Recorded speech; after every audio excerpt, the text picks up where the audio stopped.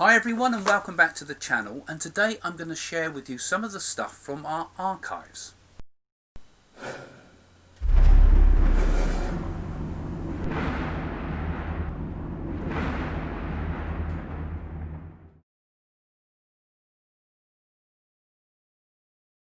Now, do any of you remember these things? They might seem odd to some of the younger people. It's funny to think of it, but this was very common.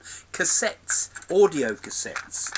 And I was going through all of our old, I was having a clear out and going through some of our old stuff and videos and things, and I found some of the most early stuff Jane and I did. And we started out on the radio, and we used to run a regular weekly radio show for some years, at a time when nobody did this sort of thing. But this was, I found the dates on this, and the dates of it were 1990 and 1991.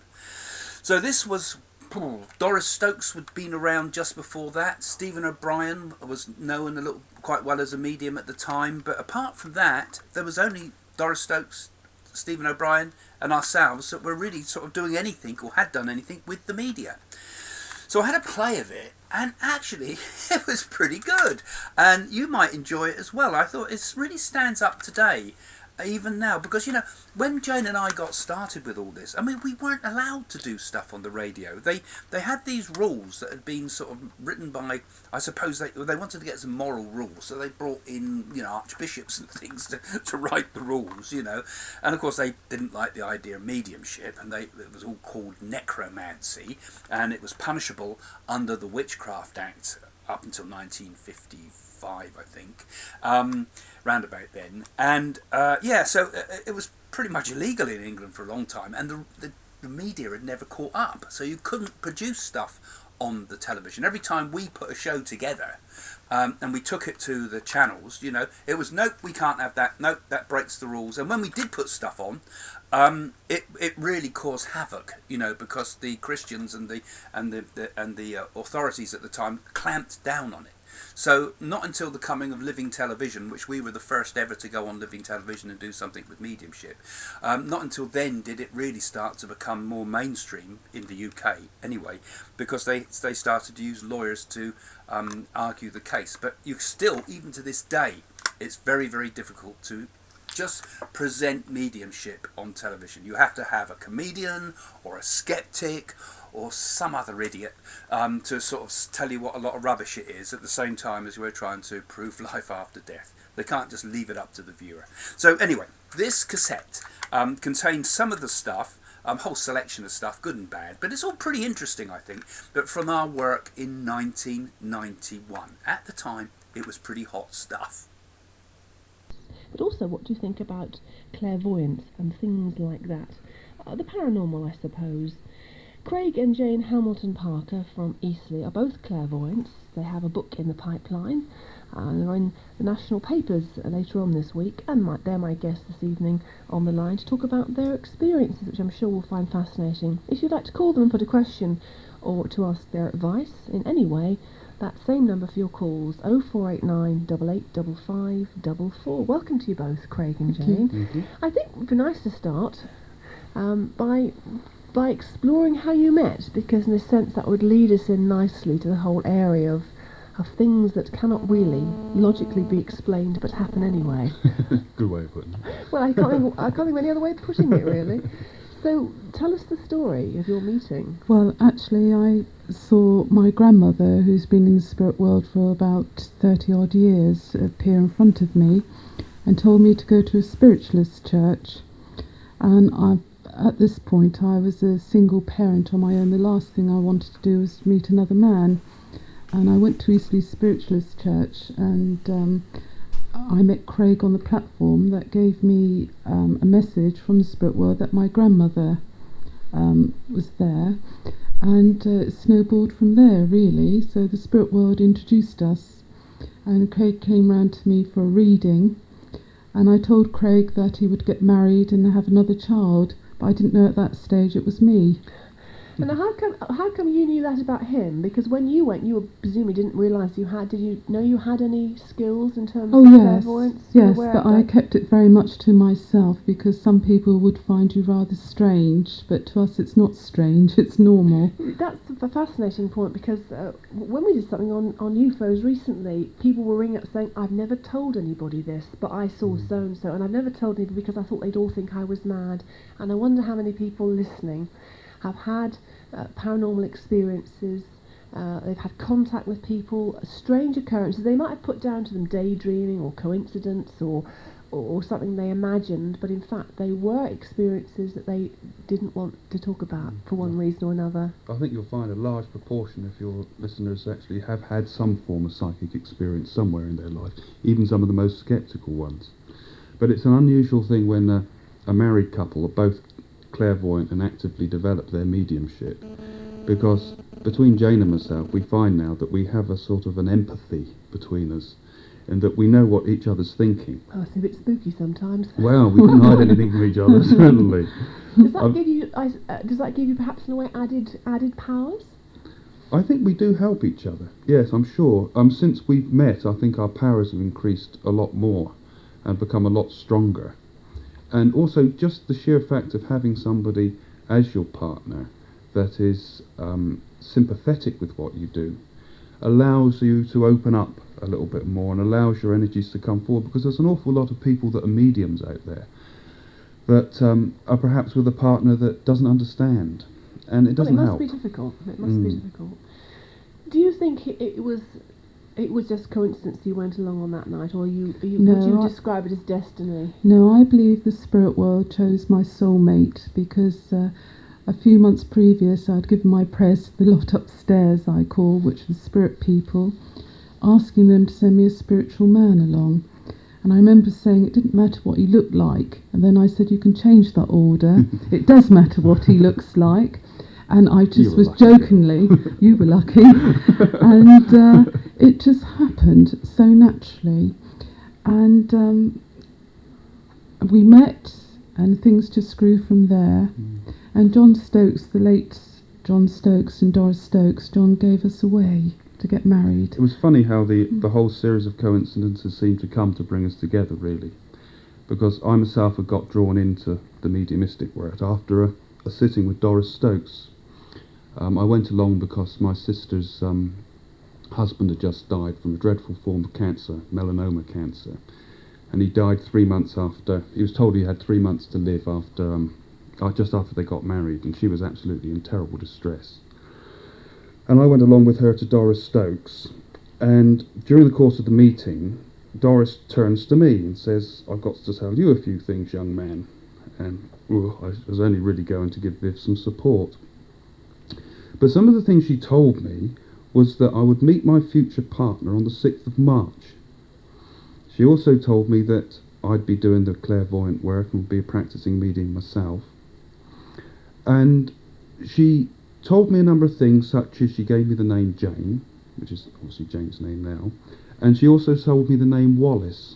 Well, Jane's actual surname originally was Willis when I met her, and her grandmother's name had actually been Wallace as well. But some years passed, and then along came the 6th of March, and I'm doing a demonstration at Eastleigh Spiritualist Church. Were you aware of that was the date? No, I wasn't aware, because some time had passed then. I didn't, every 6th of March I wasn't jumping up and down saying now's the day, but it was logged in the back of my mind somewhere. Yeah. Well, I'd make sure I was disappeared off to the Antarctic or something on that day. No, you can't escape that easily. She would have appeared out of an igloo probably. But it was a strange thing, because the thing what happened is I did a demonstration, and I was stood up on the platform, and I felt the spirit link of Jane's grandmother round me. I described her, I named her, and I told Jane a few things about her and the way she'd been, and Jane accepted that was her grandmother. Now, Jane's grandmother had been pestering Jane to go to church, because Jane, being clairvoyant, feels her grandmother around her a lot of the time, because Jane's grandmother acts as one of Jane's helpers on the other side. And in front of everybody, I describe Jane's nan to her, and then I say, I've got to ask you for a sitting. You're a medium too. of course, everybody's eyes look at me and they wonder what's going on here. But why do you need a sitting if you're meeting yourself? You can see for others, but you can't see for yourself. Otherwise, I'd win the pools next week. But you can't see for yourself. You have to, because your judgment is clouded by your own wishful thinking, your own fears, your own doubts, your own hopes. So you have to see another to get a true reflection, and then they will tell you some of the things more clearly that you can't see for yourself. They act like a mirror to you. But I said that, and next thing we knew, we'd met. 6th of March became the day we celebrate now as the day we met. And Jane, having got to know John Stokes very well, asked John if John would give her away, because Jane's father had passed over some years ago. And I wondered to myself whether Doris Stokes was there when Jane walked down the aisle with me to in Bitton Spiritualist Church in this particular case. If Doris Stokes was there somewhere laughing in the background, thinking, yes, I knew it would be the 6th of March, but I didn't know it would be my husband and me stood here in the spirit world watching what was going on. Fascinating, fascinating. So, story. I mean, it's. I think people, when they develop clairvoyantly and when they go on the path of the mediumistic, very often find that so many things fall into their lives like seem to synchronise. Just drop Things in. happen at the right time, don't they, Jim? Actually, we've got a call for you now, if you'd like to put your headphones on to have a listen. And if you'd like to call in and ask a question of Craig and Jane Hamilton Parker, my guests this evening, both clairvoyants, if there's some way they can help you perhaps, some unanswered questions they might be able to answer, 0489 885544, the number to call in on, 0489 885544. Hello, Gary. How do you do? How are you doing? All right? I'm very well, thanks. I'm just working at the moment. Oh, right. So you've taken a bit of time off to speak to Jane and Craig, yeah? Yes, I have actually. Right, well, they're listening away. Can you hear? Yes, yes, we can hear you guys. Off you go then. I can't. Evening, Craig. Actually, the story that I'm about to tell you is similar to yours with Jane's grandmother, in that my wife and I were sitting in the living room one night, and I thought I saw a woman walk straight through the room, literally through the door and out through the next wall. And my wife wasn't actually surprised, and she said, "Oh, that's my grandmother, she always looks after me," which I thought was strange. And I used to paint portraits for a living, and half an hour later I was sitting sketching, and I drew a picture of a grandmother who I'd never seen. And she looked at it and she said, that is my grandmother. Now, the strange thing about it was that the drawing, I drew her with a totally shaved head, which is not the usual thing for a woman, obviously. And it turned out that she had died with her head shaved due to some brain operation. Mm. And Well, often when a spirit person wants to make contacts with you, some of the things they first show you are the conditions that the person passed with. This is so often good proof and good evidence for you, because the things we remember most about those that we love that have passed over are some of those last dreadful moments when they're suffering, and perhaps if she'd had chemotherapy or whatever to make her hair leave. I think they can be very good evidence. And I think Jane and I are not alone, that sometimes the spirit world, sometimes there are marriages made in heaven, perhaps. Have you thought, Gary, to develop psychically? Because I feel you're quite psychic.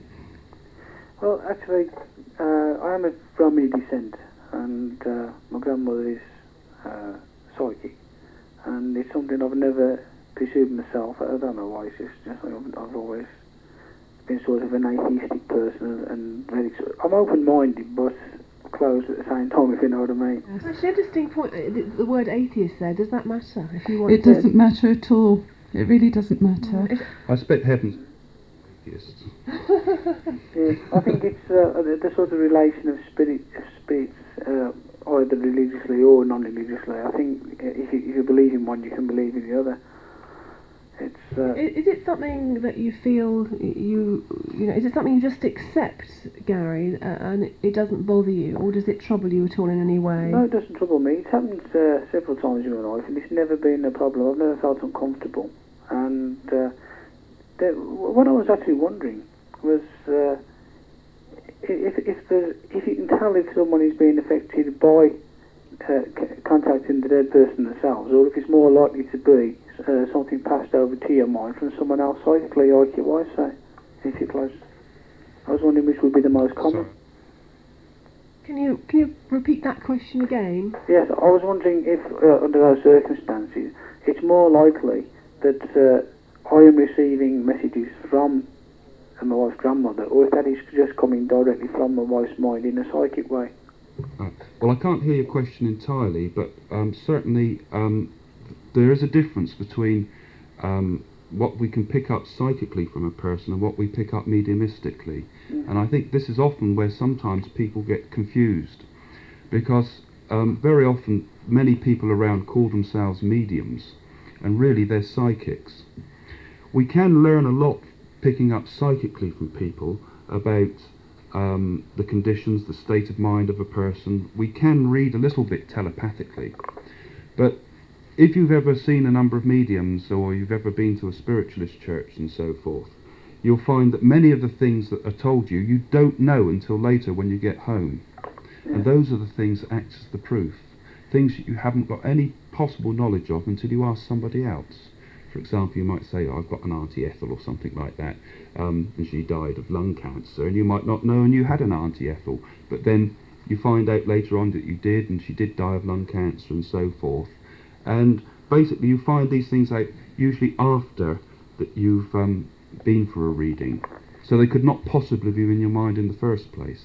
In your particular case, I would feel that that is a spirit evidence, because so often the spirit people come through and do show themselves, particularly as they passed. It's the first impression we usually pick up. What has affected my mind, Craig, a little, is that I have read an awful lot of Houdini's books about Houdini, and of course the recent Randy has done the same thing, of trying to disprove things. And it is very convincing when you read their books, but having said that, you read books written by clairvoyants, and that's very convincing, so at the end of the day, you don't really know what to believe, do you? Yeah, but just judge for yourselves. Well, that's right, Gary. I think you can only talk about experience, well, we can talk because we can see and we can hear. Yeah. So seeing is believing. And you said that you saw your wife's grandmother go through the door, so I should think that answered that question for you. It was an unusual experience. The one thing you might be able to go into a little is the aura around a person. Is this something that you experience yourself? I know a couple of people who have experiences, and they are very, very much into the aura around a person, and a couple of them particularly can see a specific colour aura, which means a specific thing to them.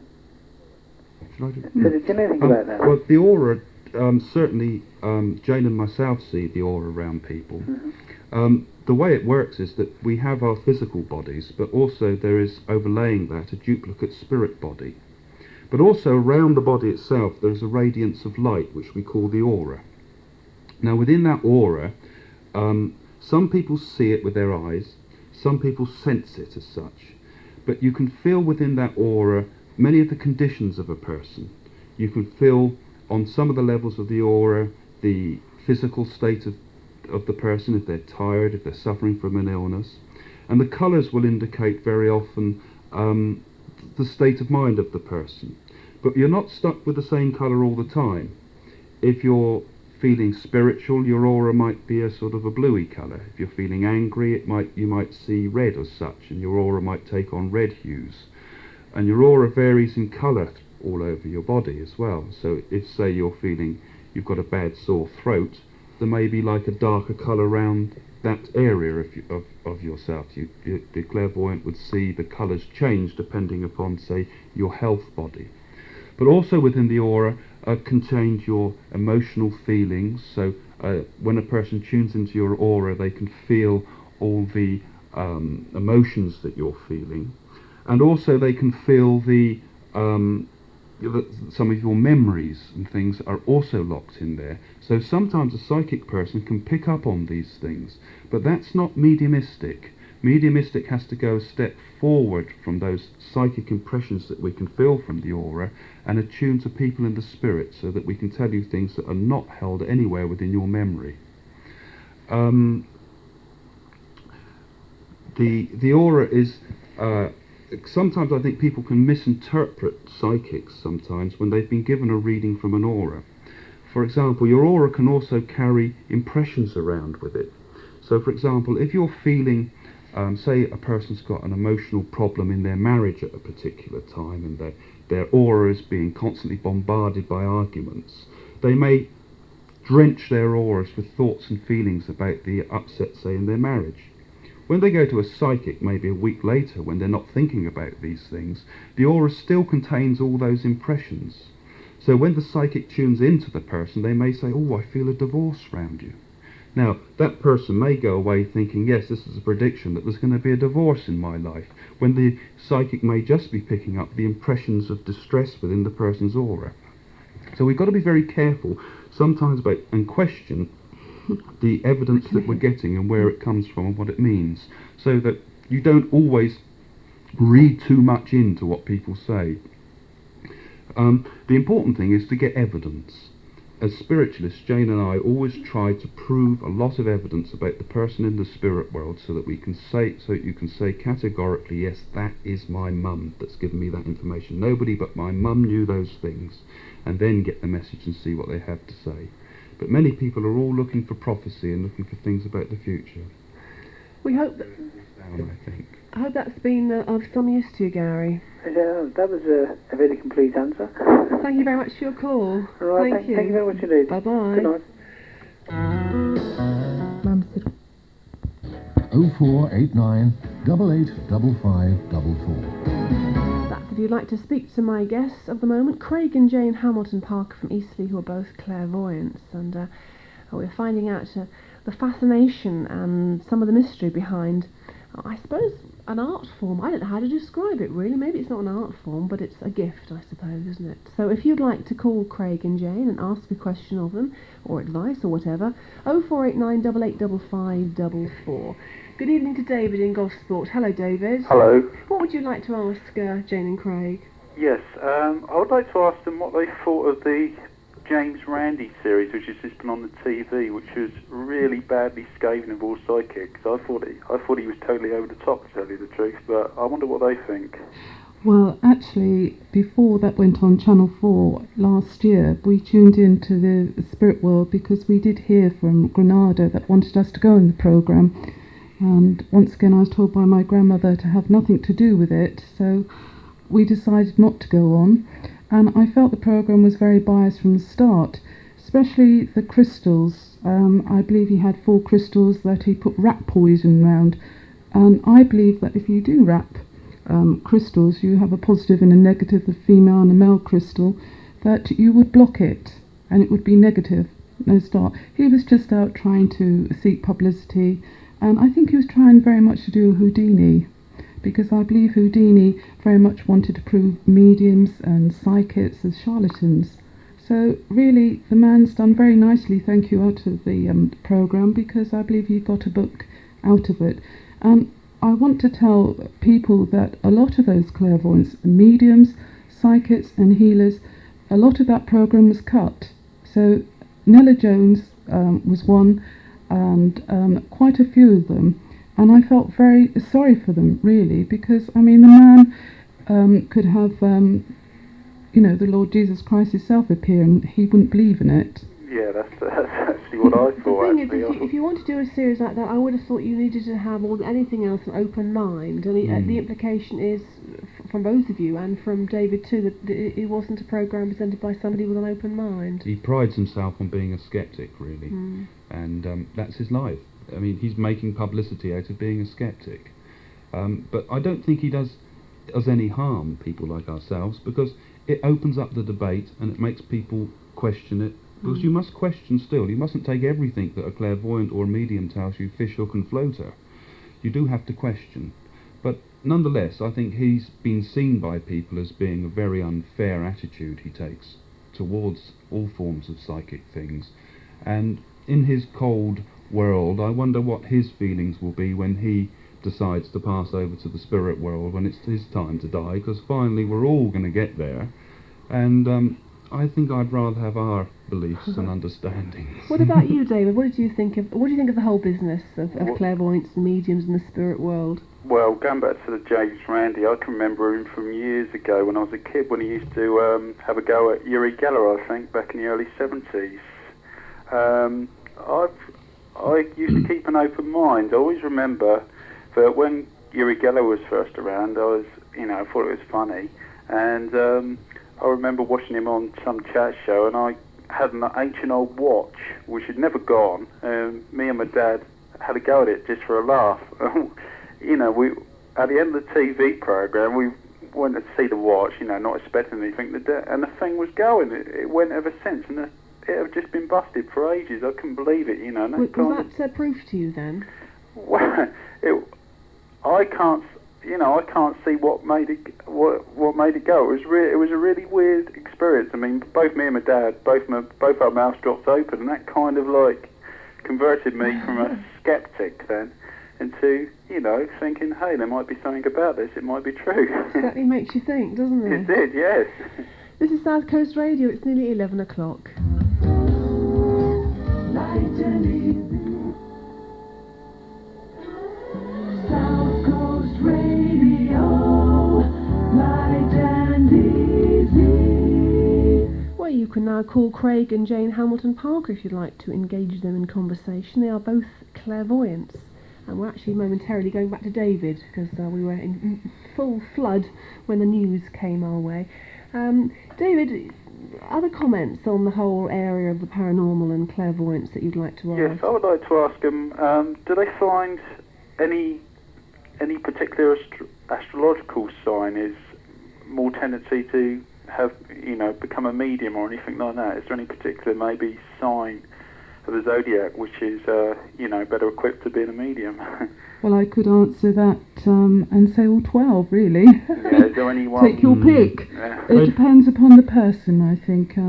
Everybody is psychic. It depends if you want to use it and open up.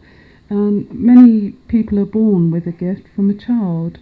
And, I don't think you have to be any particular zodiac sign. You don't, sorry. No, sorry. Doesn't What are you, by the way? Pisces. Oh, well, Pisces are usually very psychic people. Yeah. You see, the water signs are often considered as that's being, what I've actually read. As very I good. say, I can't say I've ever had a major psychic experience apart from, what I said before. Would you like to have one, David? Yeah, I reckon, I always thought, I'd like to see a ghost, but I think if I actually do, I still want it would probably scare me, actually. But obviously the whole area fascinates you, doesn't it? Yes, I've always been fascinated. Maybe you should go and find out a bit more about it then. Yeah. Go on, sorry. What actually happens at a reading? Well, there's two sorts of readings, really. Yeah, I'm sorry, I'm drifting off. There's two sorts of readings, really. I mean, there's the public demonstration type of reading, which is very interesting if anybody's never seen a clairvoyant and is a bit shaky at the knees about the idea of ever seeing one, because you're with lots of other people and you're in a public place, so I don't think anything is going to grab you. But there's certainly nothing to worry about with them, first of all. Because you'll be surprised just how people shake when they come to see us if they've never seen a medium before, because obviously it's a new experience. As I say, the nearest I got is a fortune teller at Blackpool. Yeah, some of them can be quite good, but fortune tellers are a different type of thing, really. Yeah, I realised that it was kind of... Well, they weren't very good, the ones I went to, but what then did you again... expect for 50p, David? Well, it's £5 actually. I was joking anyway. So what happened? Well, basically, during a reading, I mean, what will happen is Jane or myself would we do it individually. We don't do it together because our links would get confused. But basically, when the spirit makes contact with the medium, it's mainly just like having a chat with someone, really, first of all. We don't go off into trance to do it because that would be too upsetting for somebody who's never seen a medium before. So we just start chatting to you, really, and then we'll feel a presence of somebody on the other side. So if we're describing someone, the first impressions one feels is their physical form, what they were like. Yeah. So we might say, well, I've got this is just an example. I've got a lady here, she's a big lady. And you can feel the form, you can feel if you're male or female, you can feel the size of the person. Then you feel the impression of their, but this is how I work anyway, I feel the impression of their passing illnesses, and we'll say that. Mm-hmm. And then usually a few things about their personality start to come through. You start to feel if you've got a happy person or a sad person or a mischievous person or whatever the type of personality is. Then they usually indicate somewhere where they're coming from on the family, whether it's the father's side, the mother's side, whether it's friend or close friend or distant friend. Then they usually give some feeling of this type of place they come from. And these things you just describe to the person that's sitting. You're building up a picture gradually. And as the picture builds and you feel the spirit contact get a bit closer to you, you begin to hear them a little bit clearer. And sometimes the name comes through just as Christian name, sometimes the Christian name and the surname. It depends how the vibration is building. Oh, I get it, yeah. And once the channel's open, then you can hear their voice, and then they usually go off and start telling you all little things about your life, about their life, about things that happened in the past, things that happen in the present. What if David came to you and wanted a reading about himself? If he didn't maybe want to contact anybody that had passed over or on, however you describe it? Well, it's possible to work on a psychic level, but like I was saying about reading the aura earlier on, you've got to be very careful about the information you're getting that comes purely on a psychic level. For example, one could say, on a psychic level, you could say the type of person you are, the type of things that have happened in your life, some of the memories and feelings and thoughts you've had through your life, because they'll all be locked away in your aura, and they can be tuned into. One could also use one of the oracles like the I Ching or the tarot cards or the crystal ball or something like that, maybe to give some indications for the future. But that's not really what mediums are about.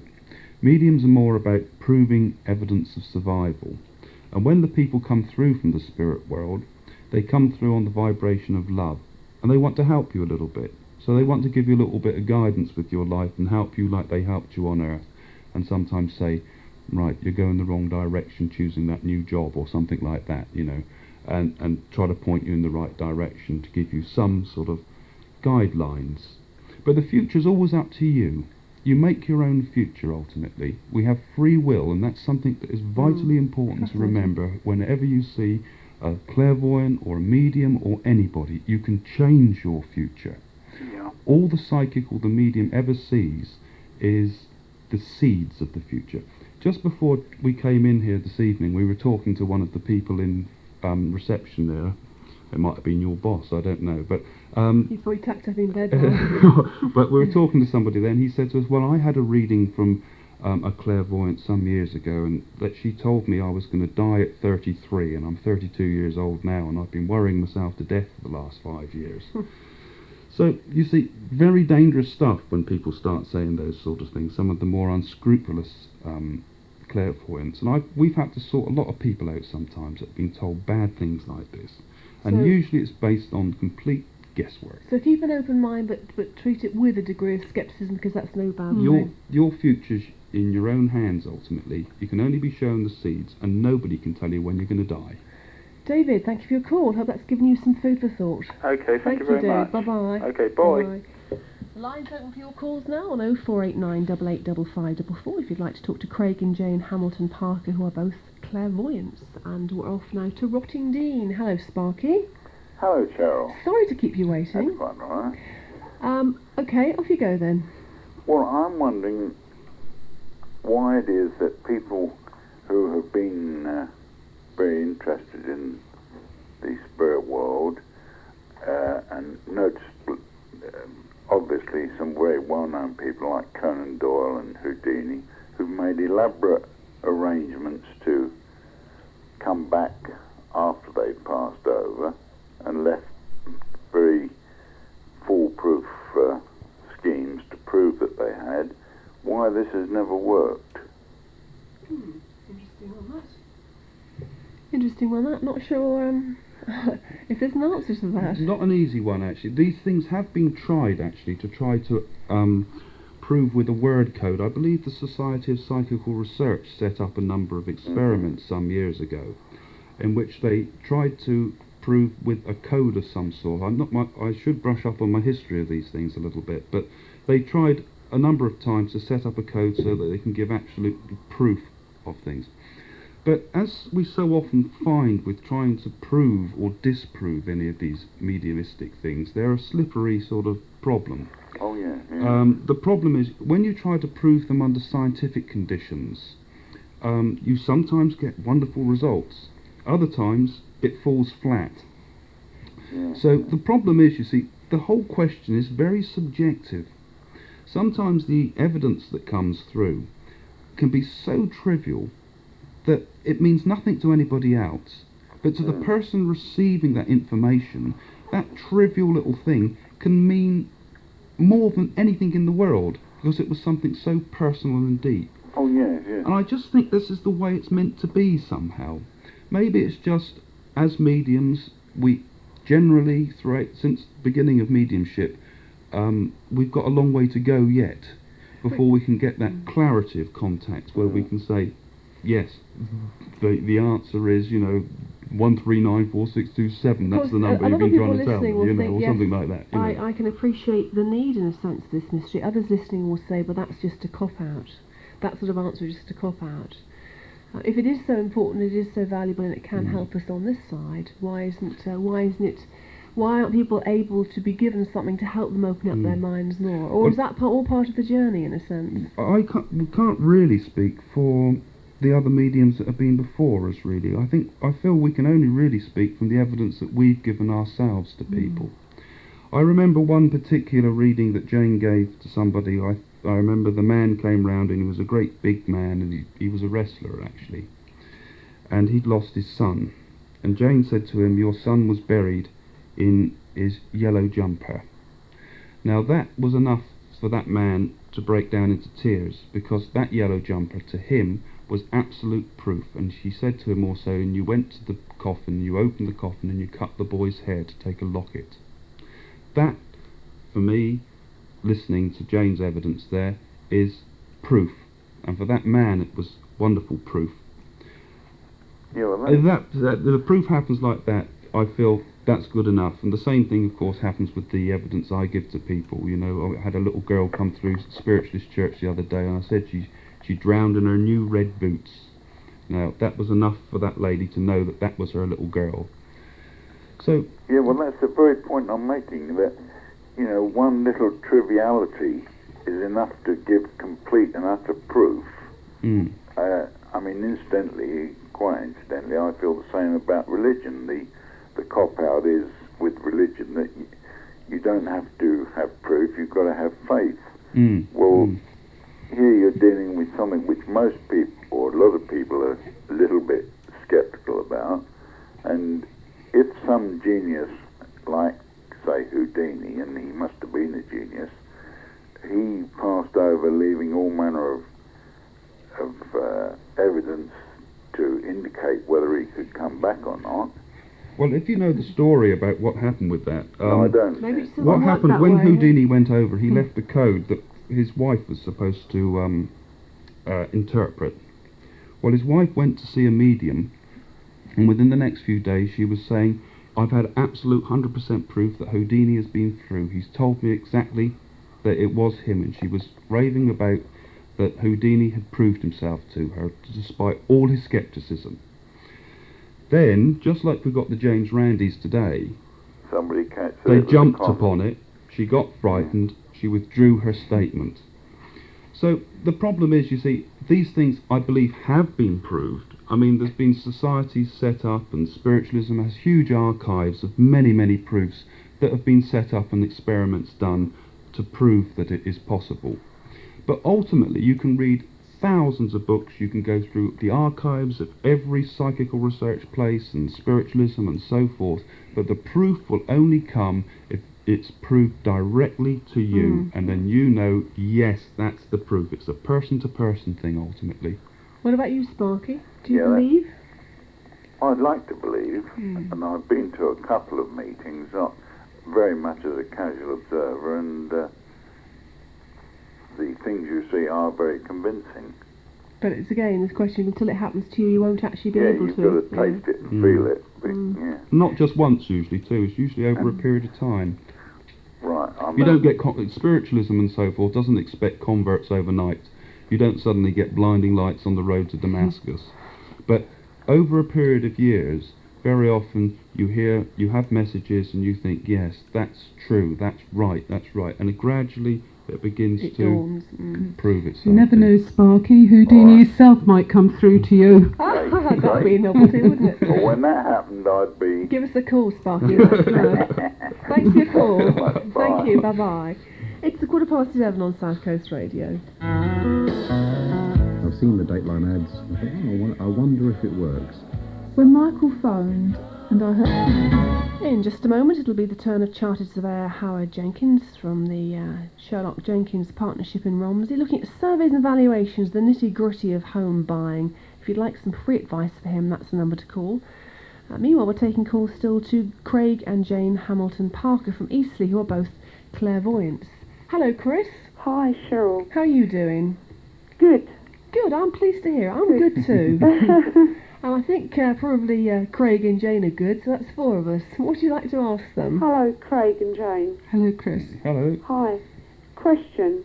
I've read all the Doris Stoke books, every single one, Yes. which were a good comfort to me when we lost a baby when I was 5 months pregnant, which was about 4 years ago. But my problem is I have a 7-year-old daughter who today, bearing in mind I have another son of 19 months, who said to me today, my brother would have been at school now. How do I cope with it? Oh. Well, I feel that probably that your daughter is thinking very much. I'm sure that when people have a miscarriage or they lose a child that goes over to the spirit world, they sometimes want to very much make contact with a parent, very much so. And I would advise that, I'm not saying your daughter, because we don't really want children involved in the spiritualist movement from young, because they've got to get on with their schooling. But I would very much, if I were you, go and have a sitting with a medium, and I'm quite sure that your child's trying to make contact. And they do use children like this through the power of thought. Often children are naturally psychic, you see, and they do see things. And when that happens, a medium would not be right to a child to be go and have a sitting with a medium. They wouldn't be able to understand it. But in a similar situation that Jane and I had happen to us, we found that at sitting with if the parent had a sitting, then the person could make contact. We had one occasion where a little girl was seeing her grandmother all the time that she'd never known in life, and was scaring the mother considerably because she was frightened by it, the little girl was, and the mother hadn't quite resolved her feelings with her mother, her own mother, before she'd passed. So she had a sitting, and the mother came through and said, I'm not trying to threaten the child, I just want to tell you this and that, you know, and then it seemed to sort the whole situation out, because the spirit was trying to make contact to the mother, but the child was seeing it. So usually the message is for one of the adults, and once the spirit's able to get their message across, then they release themselves and go off back into the spirit world. Is that rather something than you cling onto the earth. You feel you could cope with doing, Chris? Hello? Yeah. Or yourself. Because, I mean, you don't have... I mean, I'm not sure whether it was a boy or a girl that we lost. I'll be quite honest. But your daughter knows. But my daughter said to me today that my brother would have started school by now. Jane seems to know. Yes, I think I can't do it on air, but perhaps you'd like to come and see us. Because Jane has strong feelings that it is a boy. So maybe that extra confirmation in some way maybe is more frightening but more comforting. I'd like to know. But Well, my daughter's damn sure. Maybe the whole point then is that it's the stir for you to actually go and do something as is suggested by Craig. Yeah, because also, you know, when people pass over, I mean, particularly with the loss of a child. I mean, it must be one of the most horrible things that anybody can ever go through in this life, to lose a child. Tell me, and I've got 4. Yeah, I mean, it's one of those things that it's so hard to live with the thought. But the thing is, the child is not gone. The child is still there. The child is in the spirit world. And the child is growing up in the spirit world and still feels the love for their mother, that they come round and come close to you. And so often when this happens, usually because you never had time to build a relationship with that child, the medium first has to find a spirit person on the other side who knows you well. So somebody like, if your father was over there or something like that. I'm not tuning in for this now, I'm just randomly I've got something saying. coming through actually. Do you want to do it? Do you, is there anybody around you, David? No. Because I'm hearing that very clear from the spirit world. No. Well, I'm sure it's this little boy very coming through, very strong. No. Is that a name you would have used, Chris? No. Maybe it's certainly worth it. It seems like, I mean, and I don't know anything about this, but it seems like for you it's unfinished business, and perhaps you should finish it or sort it out. Certainly does. Thank you for your call, Chris. We'll be giving out Craig and Jane's number in just a moment, okay? Okay. Thank you for calling. You okay? Yeah, fine. Okay. Thanks for your call. Bye-bye. And our last call to Craig and Jane of the evening, but they will be back, is Paul from Romsey. Hello, Paul. Hello. Hello. Jane, is that? Yes. Yes. Hello, Jane. Hello. I had a sort of list of things that I want to sort of... Oh, God. Blimey, Paul, we have all night. For some reason, those be quite irrelevant.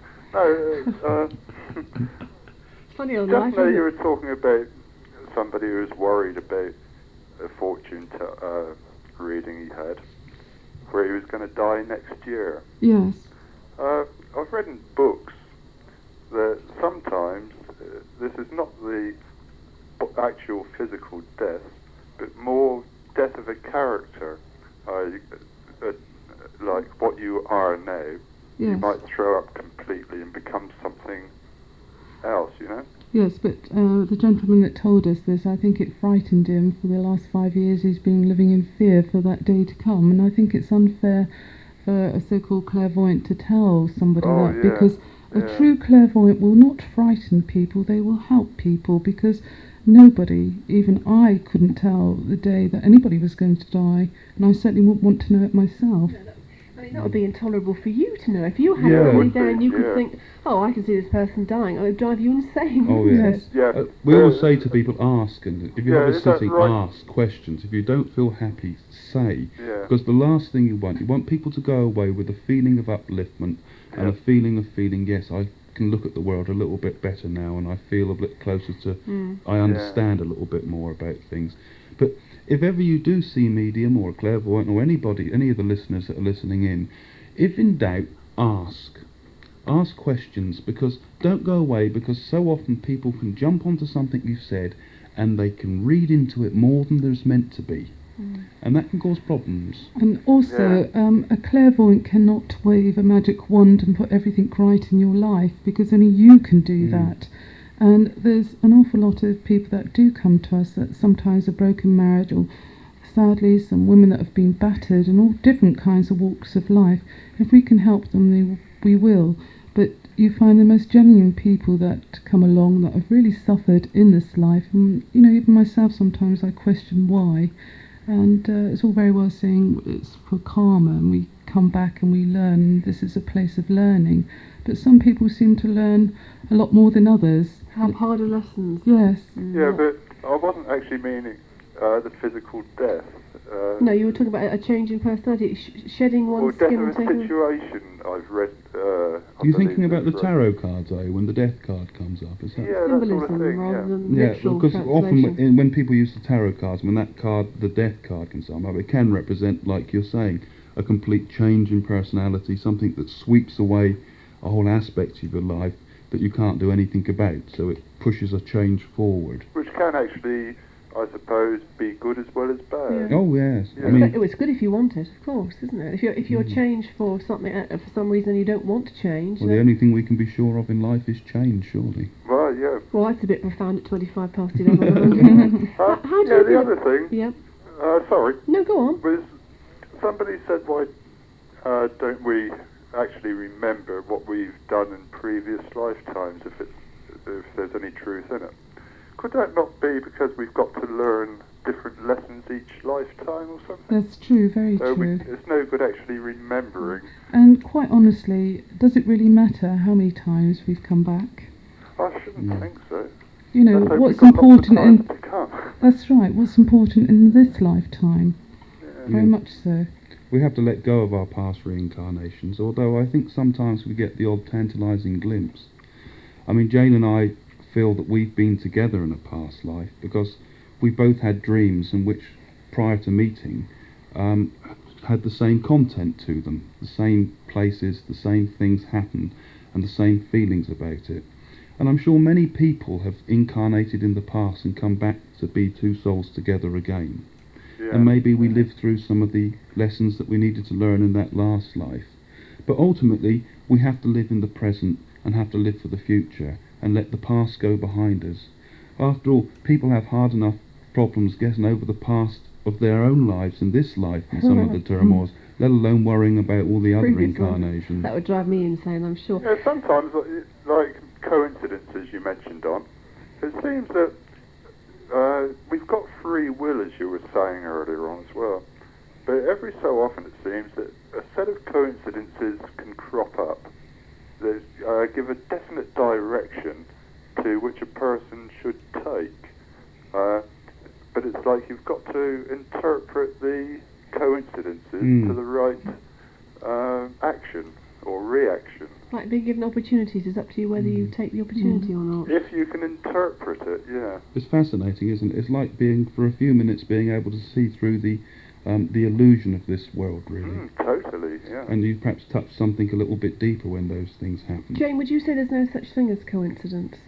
Oh, I believe in coincidence, very much so. I mean, my husband can relate to stories from his own family, Richard Parker. Yeah, well, that's an interesting coincidence, and that there's a long story. She would throw me into this one. We've only got 2 minutes. Oh, I can't tell it in the time. But basically, Edgar Allan Poe predicted that one of our family, Richard Parker, who is now buried in Stoneham Churchyard in Southampton, would be eaten, and it happened as it said in his novel that he wrote some time before. But that's a 30-second version of it. Something in there. Yeah. When I was at school, there was a Parker who related that he was also related to the cabin boy, I believe. That's right. Yeah, maybe there's because Do it you goes have a back a few relative times. that's a teacher That's by the any way? yeah. There's a coincidence there, There isn't we there? go. Every time that Richard Parker story comes up, there's a strange coincidence with it. I could talk a whole evening on that. But the is it coincidence? remarkable I mean, things. is it or is it something that is meant to be? Are you saying coincidence and fate and destiny are all the same thing? Don't know. Pass on that one. That seems an apt note to finish. You'll just have to come back. It does seem that it could be like a road map, doesn't it? And every Well, so I think often of it- you reach a signpost. That's right. but- I think we see the map in front of us, and that map is the life that we're going to travel. But we have a choice every step of the way which road we're going to take, which fork in the road we're going to take. Yeah, And sometimes more roads lead to one town or to another town, so it's more likely we're going to go that way, i.e. meet that person or do this job or so forth. Sometimes we just But mess we it up. have the free will. Yeah. But it's our choice, isn't it? I'll get an aeroplane and go over it quickly. I can tell you're fascinated, Paul. You must call back when Craig and Jane are on again. But it's nice to talk to you. Yeah, thank you. Thank you for your call. Cheers. Bye, Paul. Thank. Would you like to know more about the paranormal world? Craig Hamilton Parker's books are now available on Amazon. Explore the future. Discover what happens after death. Unlock the secrets of your dreams. Learn to develop your own psychic skills.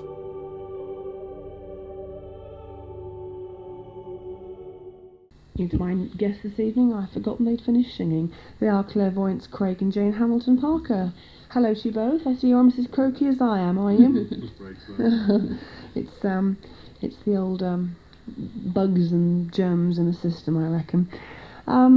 For the benefit of those who have never heard you before and don't know what on earth you're about, can we just do a little explanation as to what you are really, what exactly clairvoyants are and what they do?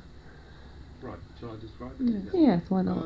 Well, basically we're mediums, which means that we have the ability to tune into the people that have passed over into the spirit. Oh God, I think someone came back then. Grown into the system as well as inside our throat. Ghost. We have the ability to tune into people that have moved over into the spirit world, and we pick up their vibrations mentally, and sometimes we see them as well. And basically we're able to give messages to people and describe how they lived here on earth, how they passed over, some of the illnesses they may have had, and then we hear their voice and pass on messages in that respect. What is the point of being able to offer that sort of service? I can't think of any other word to describe. What is the point of it, Jane? What does it achieve?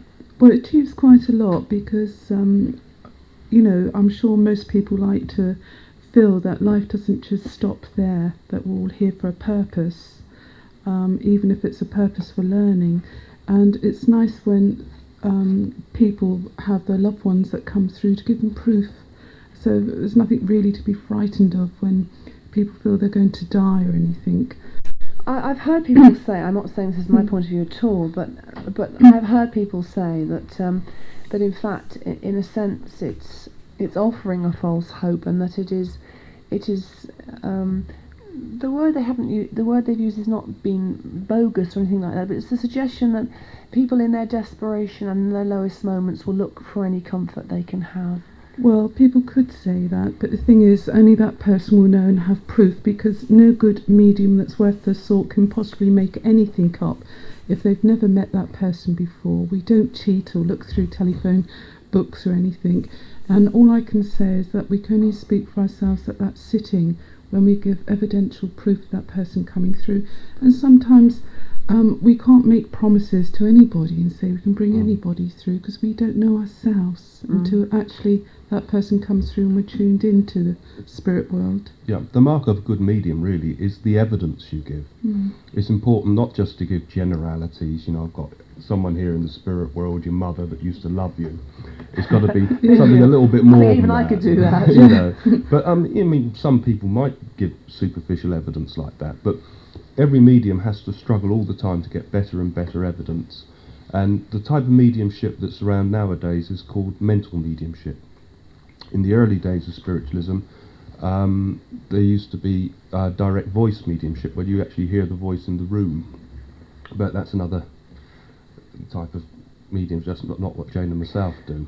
Is it in any way frightening, and is it in any way dangerous? Well, I would say it would only be dangerous for people that really didn't understand what they were doing, like tapping into unknown forces using a Ouija board, because there are entities from the lower forms that cannot accept that they've gone over to the spirit world. And if somebody has a drink problem or a drug problem or any kind of problem, they will attach themselves, what I would call monkey on the back. And so we ask people, really, especially children, to leave things like that well alone. I mean, real good mediums don't use Ouija boards or anything. They use their natural abilities. Don't they, Craig? And also the earthbound spirits. I mean, most people are protected from that normally. I mean, you don't need to go to bed tonight worrying that you're going to be surrounded by an earthbound spirit. But if they do attach themselves to someone, it's usually caused by either them dabbling in a Ouija board, which is straight onto earthbound levels. To develop clairvoyance mediumship usually takes a lifetime, and to suddenly open your door to every spirit that comes by without asking for the protection of the spirit and getting those spirit friends and guides around you that protect you and help you if you're a medium is dangerous.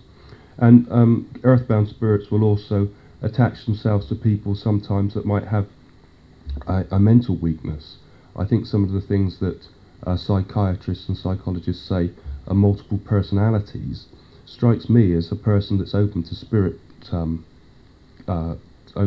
awareness, and it's coming through them in many different forms, and it might not always be multiple personalities of that one person.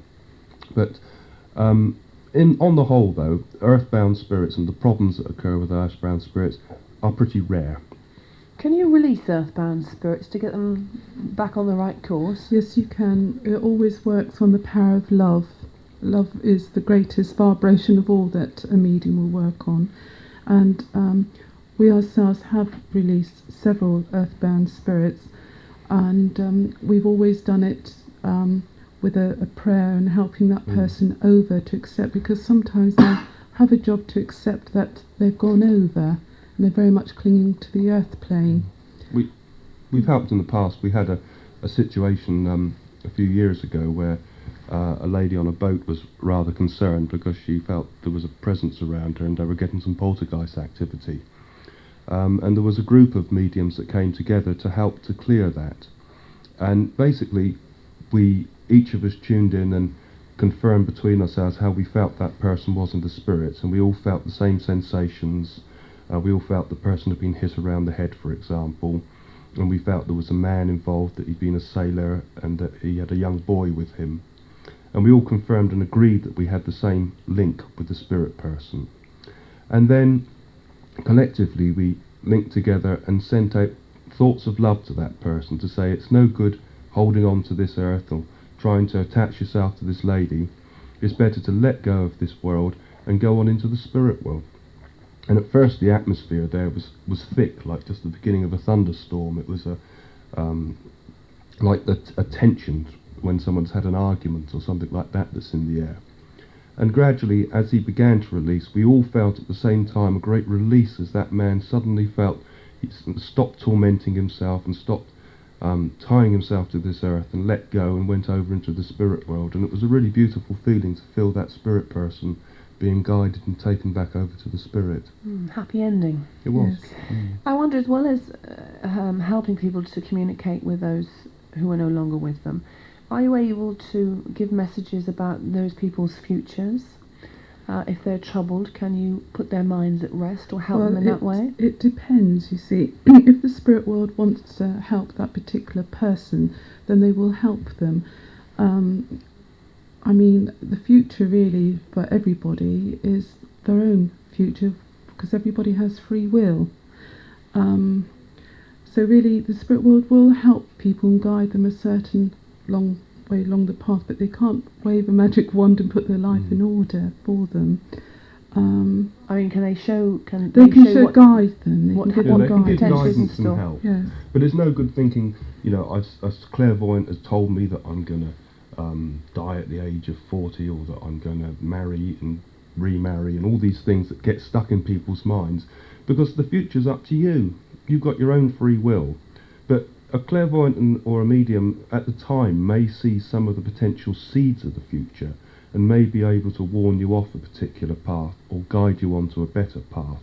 But at the end of the day, it has to be your own free will, because we've been sent here to this earth to learn to develop our own free will and our own desire to travel through this earth and develop our spirituality. And we can't do that if all the decisions are made for us. So there's a place for prophecy, but the primary important thing that mediums do is to prove survival. And once we do that, we open up a whole new philosophy, because if you know you're going to live forever, or you're going to certainly survive death, then many of the things that we do in this life that are all based upon material things and gathering more and more material things about us are not as important as that spiritual development that we must go through. Jesus said, lay up your troubles where worm and moth do not corrupt, i.e. the things of this world are just the dust, and the dust goes back to the earth. But the spirit, the memory, the feelings, and all the sensations of being a human being, and even a duplicate of the human form, goes into the spirit world and survives. On that point, I think we'll have some music and then take some of your calls. If you would like to talk to Craig and Jane Hamilton Parker, who are clairvoyants, if you'd like to ask advice or help, or in any way talk to them about anything you want to talk about, the lines are open for your calls now on 0489 88 5544. At Tradefed. A lovely tune, and it seems somehow very apt to play at this moment in time. Linda Ronstadt and James Ingram with Somewhere Out There. Well, my guests this evening are clairvoyants Craig and Jane Hamilton. Somewhere out there, in fact, in Ryde on the Isle of Wight, is Michael. Hello, Michael. Hello. Right, well, you start then. Hello, yes. Hello. For some years I've been psychic and clairvoyant myself, but it's been very difficult to be objective about one's own future. So I wanted to really ask a question about that. But your guests this evening were talking about our futures, and the reincarnationists do believe that we do plan our own futures before we come here. When the spirit enters the seed, our subconscious knows our futures, and that we learn from that. I wonder whether they would go along with that idea. Well, I think so to an extent. Actually, it's always a difficult one, this really, because on the one hand, free will is so important, and we come here to learn from free will. Yes. But my usual way of thinking about it is that perhaps before we come here, it's like a map. Our life is like a map. Yes, it is. And that map is perhaps laid out. Yes. But we have free will to move along that map, to make our choices of which direction we're going to go. Yes. And maybe a clairvoyant that looks ahead and sees something for you for the future may say, well, look, there's an obstacle there, there's a mountain range ahead, Right. move round that, go down the valley rather than go round over the mountain. And this maybe could be the way that it works. I think certain things in life are certainly destined.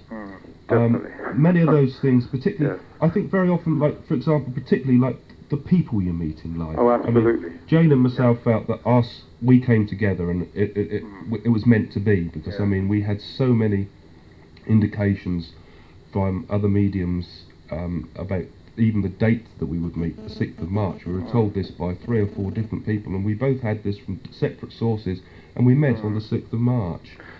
And, you know, sometimes it can be remarkable. Yes, so I go along with that, because I think life is a learning process, and we may be here for a purpose or many purposes. But I think we're meant to learn from the good events and the bad events. And I think people, which play a prominent part in all our lives, are significant. So I think that's true. Can I ask you a personal question, though, about myself? Is that possible? Yes, if you like. About my future. Well, I'm picking up as you're talking, Yes. Michael. You do have an awful lot of jealousies around you. That's possible, yes. No, not that it's possible. You have. If I say you have, not that it's possible. You're very much a person, I feel, that very much needs to be pushed ahead. You lack a little bit in confidence. Yes. Wait a minute, Craig, I haven't finished. You will butt in, won't he? I do feel that you are going to go a long way too, because I feel in front of you there's very much hurdles in front of you, and I feel that you're going to go over those hurdles one at a time very, very quickly, especially next year. Yes, and you've got an awful lot of travelling round you, and you've got quite powerful guides, and you've been here before on the earth. Yes, I realise that. Right, and I've got very much Tibetan influences around you. Right.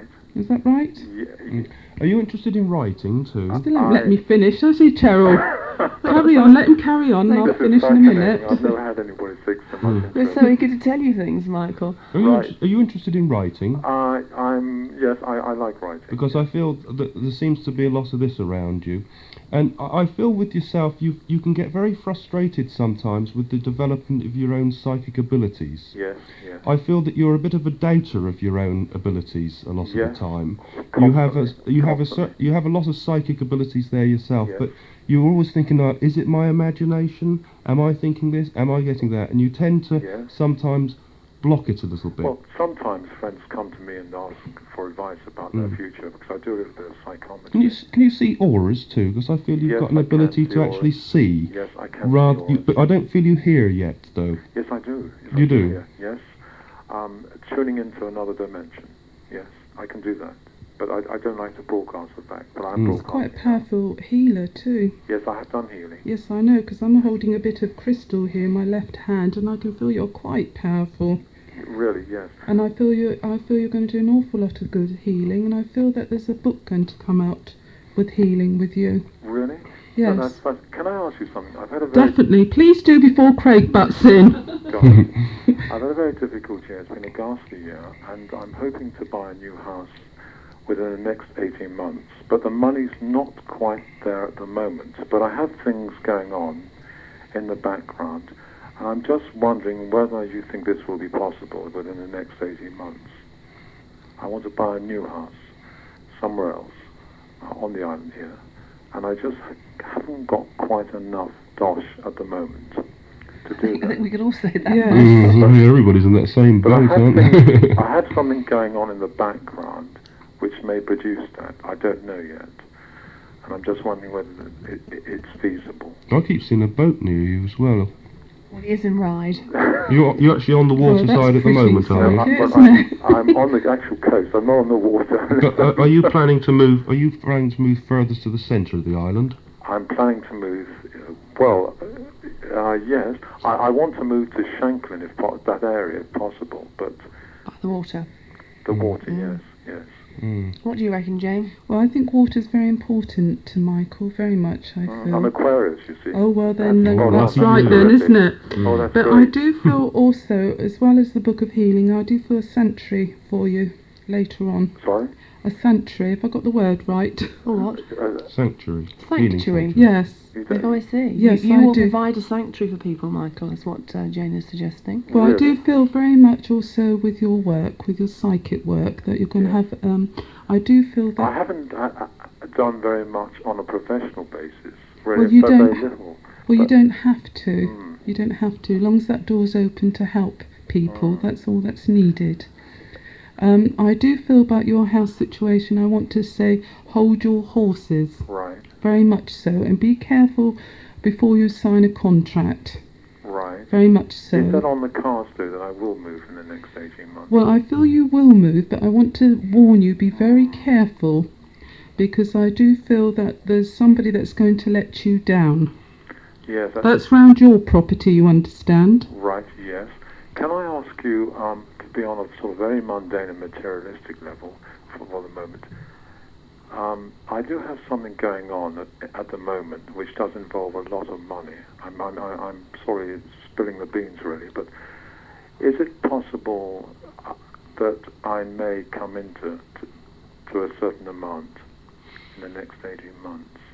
I think you're counting your chickens before they're hatched, really, Mike. I think all I've got to really say to you is hold on and wait. You're rushing ahead. I do feel money is coming to you, Yes. but don't keep rushing it, No. because no. I do feel This very... is very important for me because I want to move on, because I want to do something. Well, it seems to me, Michael, from what's being said, that you are going to move on, but house-wise, perhaps not just yet. Okay. Do you know a lady in the spirit world that's quite a big lady? I that know plenty passed of big over? ladies in the living world. I We feel want to go into some. that one, Michael, thank you very much. I feel someone that had a bit of a chest condition, but it was more on one side. I can't recall the moment, but I feel I'm on the mother's side of the family with this. a grandmother has Is passed she over. quite a big lady? Can I say? Well, she was for a time, yes. yes. I don't feel she's from the Isle of Wight area, though. No, not I at feel I all. want to go much further north because I can feel an accent with her. Right, yes. And Hertfordshire, she's Midland, Hertfordshire. well, I certainly don't feel it's Hampshire anyway. No. And no. this lady also, I say she's got a condition with her chest, but like I say, it's more one side than the other. I'm it not seems sure to it's on be. my maternal, paternal side, because my father's side, she was a big woman as well. Mm. So it Well, I could feel I'm on possibly be- mother's side of the family because I do Uh-huh, feel mother's yeah. side here, and I feel a lady that's very cheerful. Right? She seems to be very cheerful, and at the same token, she seems to have a very strong will because she's pushed her way through here through difficult conditions. Really, you're picking this person Yes, up? I'm picking this up at the Really, moment. honestly, Mhm. genuinely? This is what I'm feeling at the moment. Really? You should be sitting here, Michael, it's quite amazing And to I- watch. Is it sizzling with vibes and so on? they both look as though they're actually miles away. Because it's not Really? it's not easy to work across the radio, as you can No, of imagine. course not. You know, I mean, normally you have to have. It's better to have good Are you conditions. tuning in at this moment to an entity? Is there a voice coming through? I can. from the other At the dimension? moment, I can't hear her voice. I can sense her. Right. But I do sense the feeling around her, as if to say to me that you've always been a little bit over enthusiastic through your life. You've always tried to run before you can walk. You were like this from a little boy. It's the Aquarian in him, you see. But he's been cautious when it comes to his psychic skills, so he's shown both sides. But I still feel that you've got a lot of rushing ahead. You like to rush. I think what we'll be doing later, Michael, is giving out an address and contact number for Can I just ask Craig one? because we've got lots of calls, you see. I'm One anxious final to get question. other people in. One final question. Yes. Are there going to be some good changes next year? Because I've had a difficult year. Are there going to be some good changes next year? Well, I would say round you money-wise, yes. Yes. That makes sense. That makes sense. Because you've had an awful lot of stress this year. Oh gosh, you've I don't think it's been too good on the emotional side. Come and see us for a sitting then, Michael. Sorry? Come and see us for a sitting. I will do that. We'll give the address and number out later on, Michael. Thank you very much for your Keep call. doing your work and keep coming on the radio because Thank it's you. fascinating to listen to. Thank you. Thank you for your call. God bless you. Bye-bye. Thank you all. Bye-bye. We'll take some more calls in just a moment. You simply can't run a business today. South Coast Radio. Where my guests are clairvoyants Craig and Jane Hamilton Parker. If you'd like to call them for some advice, 0489 885544 is our number. Our next caller is Rose from Denmead. Hello, Rose. Hello. Right, what would you like to ask, Rose? I lost my husband 3 years ago with cancer. We moved from Portsmouth into Denmead, and I was wondering if you could tell me if we made the right move. What move? The right move? The house move, you mean? Yes, yes, Just having a little think about that one, Rose. yes. Have we got another man that went over with another chest condition here? He had a chest condition, yes. And I've got to say, I feel he's seems to have his skin seems a bit bad too. I feel Yes, it's not very good skin condition with him. He had a skin cancer.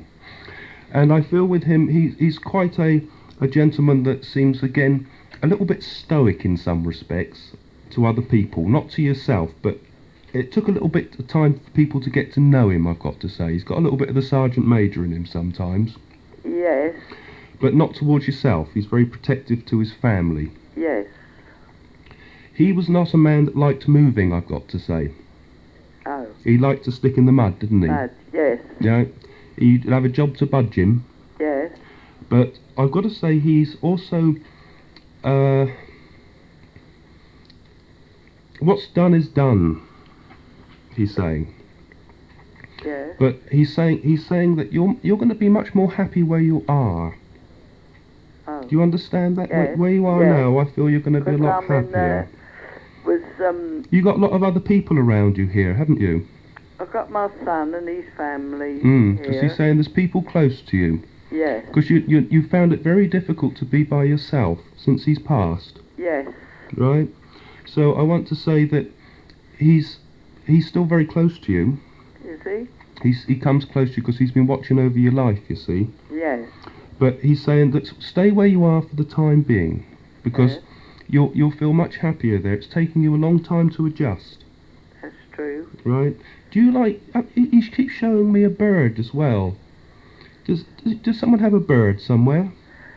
I got some pigeons out there I attend to, and I had an hen, but the grandson's taken the hen now. Right. Well, he's just talking about the birds. He's just Yeah. he's showing me the birds They're here. pigeons. Right.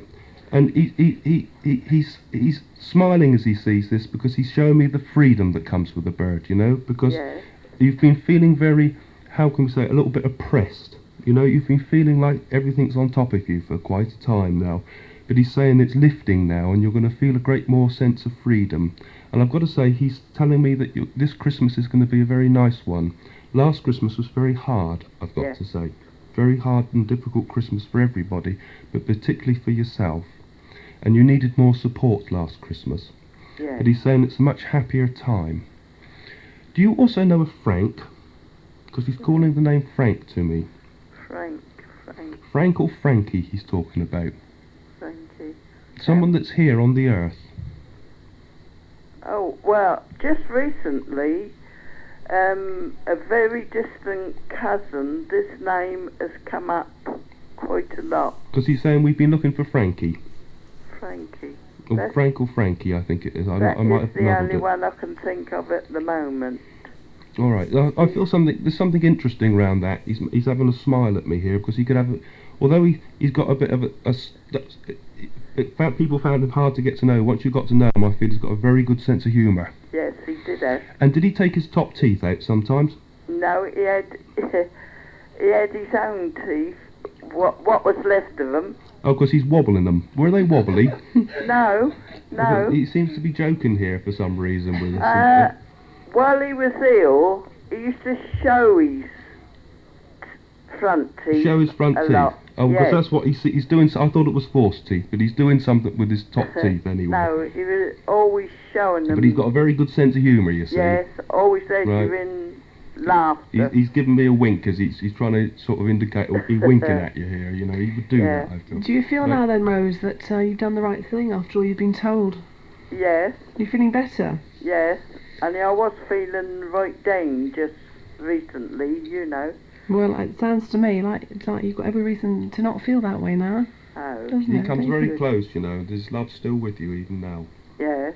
All the time, he'll be waiting for you when it's your turn, which is a long while hence, I must say. Well, that's nice to know, Rose, isn't it? Yes, and is he telling me anything about the daughter I've had ill? Is she a little bit emotional most of the time as well? The Yes. emotional one, he's saying. I think the emotional one's in Australia, but Oh. the one home here, she's Does she get through... a little bit depressed? Yes. Right? Because I feel with her she doesn't help herself get better because she tends to pull herself down a lot of the time. That's she right. pulls herself down and always saying I can't. Yes. Well, he's saying he wants a positive attitude there because he's saying that you can, right? Is it lower down that this seems to be condition here? He seems to be taking me to the lower stomach. Well, she got Addison's disease, I'm and not a also doctor, I she don't know was what that born is. with a hair, lip and cleft palate. And what And I think she's always been embarrassed about it, you know. Perhaps that's why she gets depressed sometimes. Yes. But he tells me that she's a little bit, you know, generally a little bit negative sometimes, and he wants to give her a positive attitude because he'd give people a push if they look down in the mouth. He'd say, "Come on, pull yourself out of it." That's his Yeah, attitude, he you used know. to worry over her a lot, you Mm. know. And she'd been through a very, very bad time, but sometimes she pulled out of it, and sometimes she's real down, you know. So I certainly feel he comes very close from over the other side there, and draws close to give the healing what he can from the spirit side. You must tell it. And Sorry, I didn't mean to interrupt. I think I feel she'll always have her ups and downs. I think it's part of her nature. Yes. And she tends to get these pits and troughs she tends to go through. But as she goes on through life, they'll even out a little bit more, I feel. And she'll be a lot more... She needs to... Psychological's the first stage to her healing, I feel. She needs to lift her spirits up a bit. Yeah. And because it's not quite as bad as I think she feels sometimes, you know? No. You must tell her Yes. what, Rose, you must tell her what Craig has said. Yes, I will Pass do. the message on. Okay. Yes. Thank you very much for calling, Rose. Thank you. Bye-bye. Bye-bye. We're moving from Rose to Pat, who's over in Hove. Hello, Pat. Hello. How are you? Not bad. Not bad. Bearing up, eh? Bearing up? Yeah. Okay. How can Craig and Jane help you? I wonder if they tell the future. Are they like, well, seeing? I thought clairvoyant meant seeing the future. Jane's the best at that. Well, we can do that, but I didn't know if that was your... well, That's what I really wanted to oh, know. I I wanted a little bit of prediction, actually. It's nothing to do with the spirit world that I'm wanting to know. I want to know a little bit about the future. Your future? Yes. I don't know what details I have to give you to help you. Is there any date? Well, it's just hear your voice. That's all we need. Yeah. You keep talking to me. Yeah. Well, all I'm picking up round you at the moment, Pat, is that next year for you will be a lot more happier than what this year's been. Have you had a bad year, Pat? Some and some. More recently, yes. I've had a bad year, but earlier in the year wasn't too bad. Is there a particular reason why you want to know about the future? I just want to know what's going to happen to me in the future. I'm a bit worried about my future, that's all. Reached the age of 44 this year. This coming year. Gosh, that's dangerous, Pat. I don't mind age, that doesn't frighten me at all, but I just want to know a bit.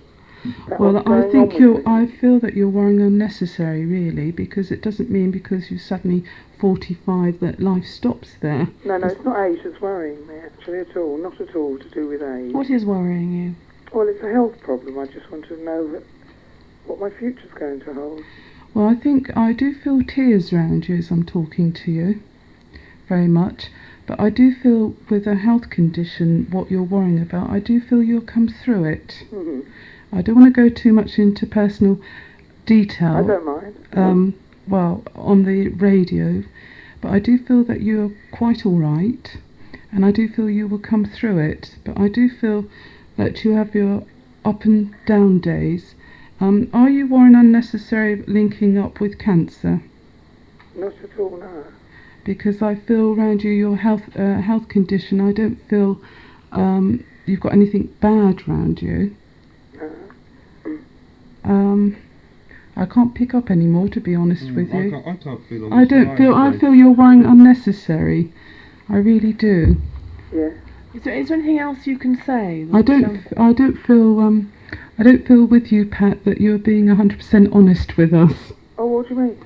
Well, I'm 44. I had quite a nice year up to the middle of the summer, and then I became ill. Yes. And which I don't know what it is yet. I haven't seen a doctor, and I just wanted to know what the future would hold for me. What's going to happen? Well, Apart from telling you my symptoms, which are neither here nor there, I'm just waiting for a specialist to see me. I just wonder, am I going to... When it comes to health things, you must always take your doctor's word first. Never I certainly do. I know I don't want any help with medicine. That's not the thing. Well, it's positive thinking, Pat, and I'm trying that very hard. Yes, well, I do feel you'll come through it because you're quite a strong lady. I'm trying to be. Well, you are. You have got your feet firmly on the ground, but at times you get a little bit thrown off, and I feel you're worrying unnecessary.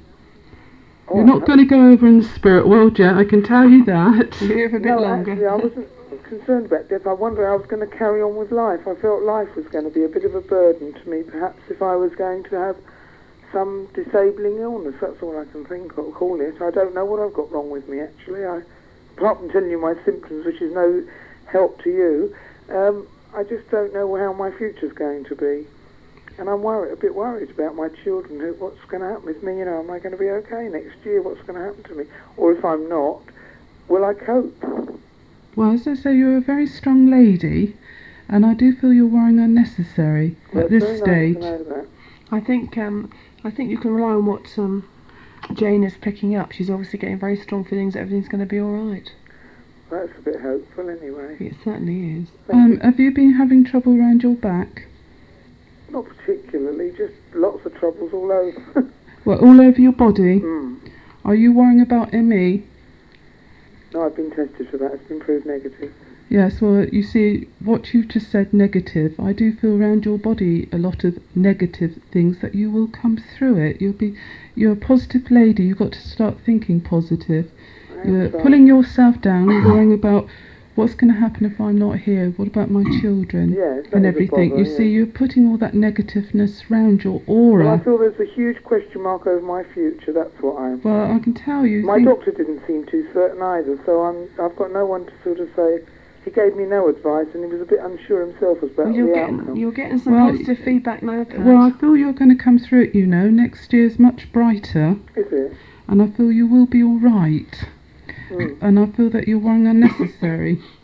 I must say this, actually. I've got to say, I feel that in many respects, you can be your own worst enemy sometimes. Oh, I am trying to improve that. Yes, I because I feel, you again, like Jane was saying to you, you need to develop your positive thinking here, because the best thing for health health and happiness is positive thinking, no matter how bad things seem sometimes. Yeah.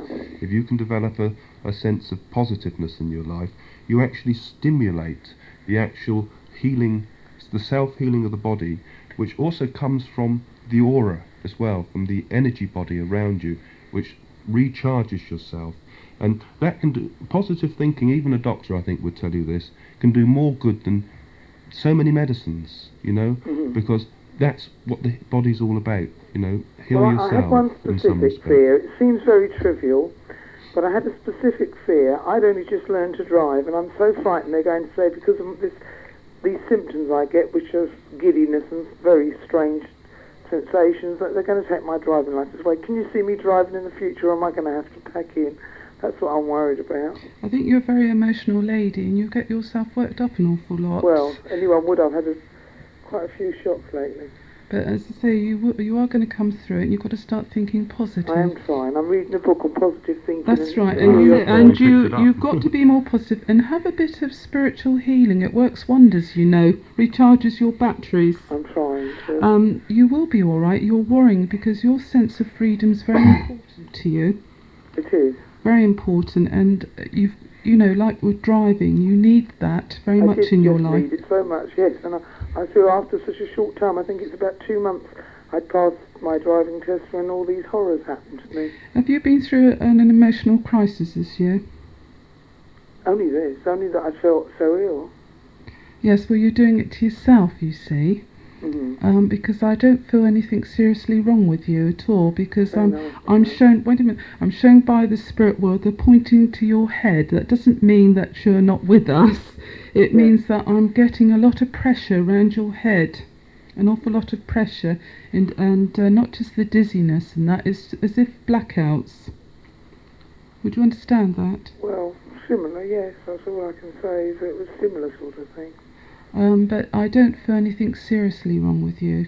No. At all. I know I've got to have some awful tests, and my doctor couldn't give me any answers, and that's why I feel very desolate, really, because you look to a doctor for answers, and when you don't get any, I just wondered if there was any... I think...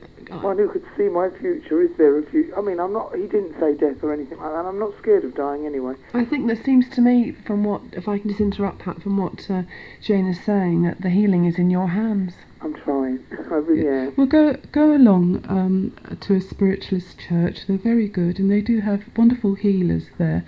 And let them give you some healing. You need some confidence. I see. An awful lot. Just need a crutch in the meantime till I find out what's going on, you know. It's just...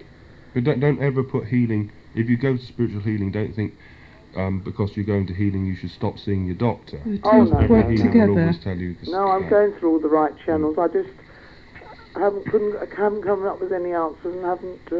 I tell you what, Pat, we'll be giving out a number and address in a little while. If you write it down, and I'm sure if you write to Jane and Craig, I know you're in Hove, they'll be able to advise you where to go. Perhaps you can even see them. Thank you very much. The more help, the merrier, eh? Yes, thank you. Good luck. Thank you for calling. Bye-bye. At TradeFit, we've already smashed Right, it's back to my guests this evening, clairvoyants Craig and Jane Hamilton Parker, who are now taking a call from Phoebe in Gosport. Hello, Phoebe. Hello, Sharon. Hello. You sound a bit down in the dumps. Oh. Aren't you? Well, it wasn't meant to come across like that. You're feeling really jolly and fine, aren't you, really? Well, I'll try to be. Right.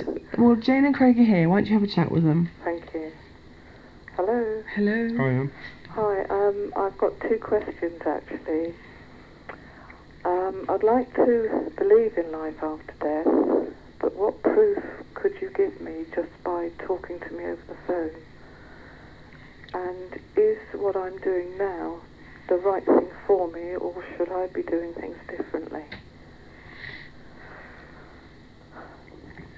They're just thinking about this. They're seeing how they can tune into you, Phoebe, if you want to not the in the best silences. conditions you will understand working on the radio. It's not the best time for tuning into people, No, but I can we'll do our best. understand that.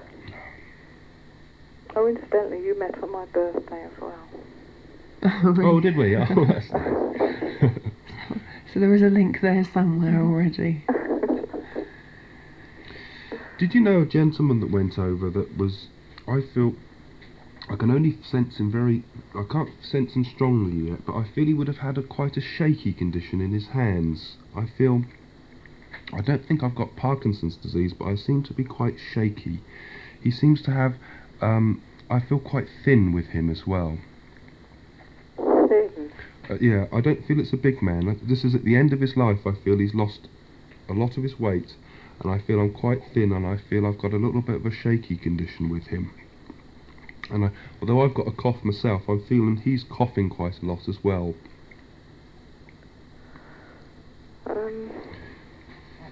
Can you think of anybody like that, Phoebe? I want to put two names together here that seem to be connected together. That's a George and a Malcolm that seem to go together with this somewhere along the line. Well, I knew of a George a long time ago. Does George link with this condition that I had? He seems to be getting on in years, but he seems to have shed all his weight at the end, and I feel very delicate and frail with him as he links with me. Well, I honestly didn't see him at the end. When I did know him, he was a very large man. But do you know if I'm right with this condition? Because I have to know if I'm getting it right. I'm sorry, I couldn't say whether you were right or not on that. It was a long time ago when I saw George. He was a big man then. But this man is he's not big at the end, because I feel he's lost it all. This is what I feel with him. He's telling me he lost it. He had a wasting condition of some sort here. Can I say he had a good sense of humour when he was in his good health? Yes. Right? Yes. And that man did. I need to describe him as you remember him, you see. And at the same time, I still feel a bit of a cough with him as well. It seems to be, I've got a bit of a cough myself, so I might be getting my conditions muddled up here. I'm hearing a cough now. That's me. It's not George. But I feel but he's got a bit of a cough condition, and he seems to have a little bit of a nervous cough. He would make a joke and like this as he's talking, and he seems to talk very quickly too. I feel I've got someone that would chatter on as he's talking. He seems to talk at speed. I have to slow him down as he's linking with me here. Does that link with the George you know? No, the George that I was introduced to was in actual fact a medium. That might be why he's trying to come through. I was just wondering why somebody so remote was trying to come through. Because often it's that they're stronger on that side, because they know about a little bit more about the nature of communication. But I've got to admit, I'm not getting my links strong with you. This is the problem. It's because we're not working in good conditions. And full of you do very well normally. None of these excuses. But I can't feel him strongly, so I don't want to make anything up, you see. I can only give you what I get. Are you getting anything at all, Jane? I'm getting nursing conditions thrown around this lady. Nursing conditions. Does that make sense, yes. Phoebe? Do you understand what I'm talking about? Yes. And also I'm being told by the spirit world about healing with you. Yes. Do you understand that? Yes. Right. And I'm also being told that you are doing the right thing. Would you understand that? Oh, yeah. And but you'll have to learn to be a little bit more secretive. Oh. With your inner thoughts. You're too open. Does that make sense, Phoebe? Yes. Would you understand what I'm talking about? Yeah. You've got quite strong guides. Uh-huh. Very strong guides. And I don't know why, but I'm coming over very, very hot as I'm talking to you. It's not studio lights or anything. And I do feel that I'm getting all tingles, very, very strong. Did you know a physical medium? Yes. Yes. Wait a minute, love. He wants to come through. But my legs are going all, or I'm getting all the shakes and that. And I've got a very physical person here coming through. And he's trying to come right forward in front of me, but he's trying to make a link with you. I know it sounds a bit double Dutch, but he's trying to say that you should have listened to everything that I've shown you. Would you understand that? He said. Yes. Everything he'd shown me. Well, I'm talking about on the earth plane. Again, that was a long time ago. Well, it doesn't matter how long time ago it was. Can you take Time's it? different to them over there. Because time's nothing in the spirit world, you see. You can't also place the name Hayward, can you? Hayward, yes. Because I was just being told this name Hayward, and it just flashed across my consciousness as Jane was linking with you. It doesn't link with the George that I was talking about earlier, does it? No, it doesn't. Because I'm just hearing this Hayward, and I want to link this with a coast. I know we're on South Coast Radio, but this seems to link with the coast. It would seem to need to go close to the coastline here. They live by the coast. I feel two people with this. I've got a Mr. and Mrs. that seem to link with this Hayward name. Oh, no, it was just a single name that was mentioned over the years. Is any of this painting a picture for you, Phoebe? Yes, it is. Yes, there are bits and pieces, I must admit. Would you understand why I'm being told about a healing light? Yes. Right, well, can you concentrate on that tonight, please? Right. Would you understand what I'm talking about? Yeah, I think I'm on the right track. Yes. I haven't got a clue what you're talking about. Also, have you got a book in front of you that you're writing people's names down and you're giving out healing thoughts? No, that's my mother's book. Right, you would understand that, though. Yes. Because very much so I've got the healing there. And it seems very much you have an awful lot of people working together. Would you understand that? Your mother in the spirit world, is she? Yes, she is. And again, is she quite a biggish lady again, I seem to have here? No, she wasn't. Did she have a throat condition? No. Because I'm feeling might be my cold coming through again, mixing me up, but I've had someone with a throat condition. Have you got a sister that's on the earth that's involved in healing? No, there was one that was sort of slightly interested, but not involved in it. Because I don't know why I'm getting this very, very strong from the spirit world. They keep on about this healing book. It was my mother's book. Would you understand why they're showing me a rose linking up with it? She loved roses. Right, there, I'm getting that. I'm seeing the book. I've got to pat Craig at you, otherwise he'll butt in, break my link. I'm He's looking naughty. at the rose that she's painted, actually. Yeah, you would understand because they're saying about the rose. Have you been having problems with your stomach? A bit, yes. Yeah, because they've been giving you healing that lot over the other side on your stomach condition. Oh, this is really weird. Do you understand? Yes, I do. Right, and also they're telling me for you to work on the colour green. Green. Would you understand what I'm talking about? For a balance. For a balance? Well, green's very much of the earth, and green is very much, they're giving healing, and I've got a blue light I'm seeing going towards your stomach, the healing. Would you understand? Yes, I do. And I've got an awful lot of love to give you from the spirit world, because they're watching you very carefully, and they're trying to push you ahead. Would you understand that? Yeah. On the earth, there's an awful lot of work for you to do. Start doing it. Would you understand? Yes, I know what you mean. And also somebody over there is showing me a white coat they're trying to put over you. A white coat? A white coat, like a healer's coat. Oh, right. Would you understand that? Yeah, my mother used to wear one. Right. And because I'm getting a lady here washing her hands. Washing her hands and trying to give you healing. Very much so. She's very jolly too, isn't she? Well, I've got a tiny person here standing next to me. Wait, and I have to, I'm afraid, break the link because we're almost out of time. Phoebe, what I'm going to do is give out Jane and Craig's address and telephone number and things, so you can continue this. And I'm awfully sorry to have to stop it now, but the news waits for no man, as they say, spirit or otherwise. I'm sure you found it an interesting experience. I certainly have. Thank you for calling. Thank you. Bye-bye. As I said, thank you very much to you both, as always. I'll be giving out Craig and Jane's number in just a moment. Meanwhile, we have the news. That's next. Would you like a personal psychic reading? Visit psychics.co.uk for quality international readings with Craig and his team of clairvoyants. Improve your life and find the path to a better future. You can book readings by phone or email. For a quality reading, visit psychics.co.uk now. They are the real deal.